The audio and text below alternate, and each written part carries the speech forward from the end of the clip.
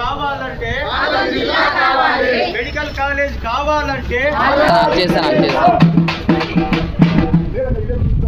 ఆదోని జిల్లా కోసం దశల వారీగా ఉద్యమాలు చేస్తున్నారు. ఇప్పటికీ లేదు మీరు ఇక్కడే ఉంటాం. మీకు స్పష్టమైన హామీ మీరు ఇవ్వాలా?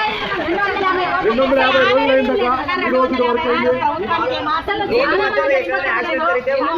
100 కిలోమీటర్లు పోవాల్సినటువంటి పరిస్థితి.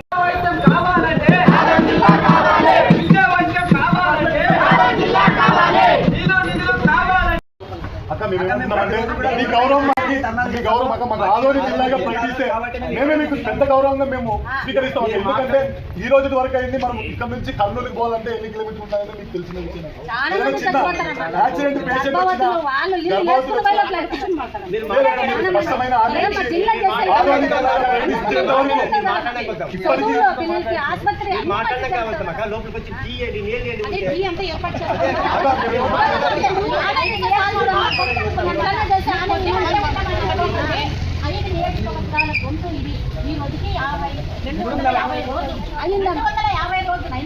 ప్రభుత్వంలో ఎంత చలనము లేదట.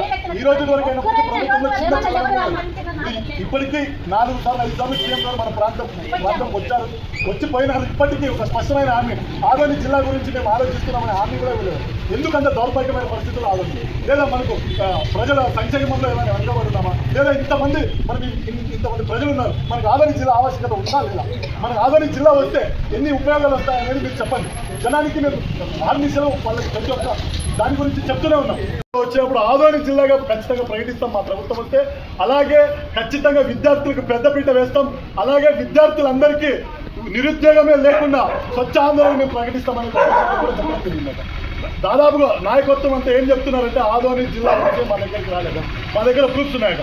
నారా లోకేష్ గారికి అయితేనేమి, నారా చంద్రబాబు నాయుడు గారికి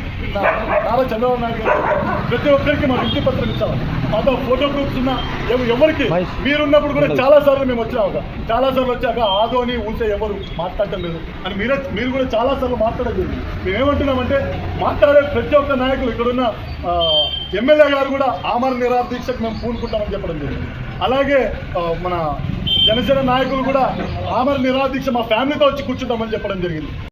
అంటే ఆమెకి HIV పాజిటివ్ ఉందని కర్నూలుకి రెఫర్ చేస్తే సార్ చెప్పిన వెంటనే ఇక్కడ తీసుకోవడం జరిగింది.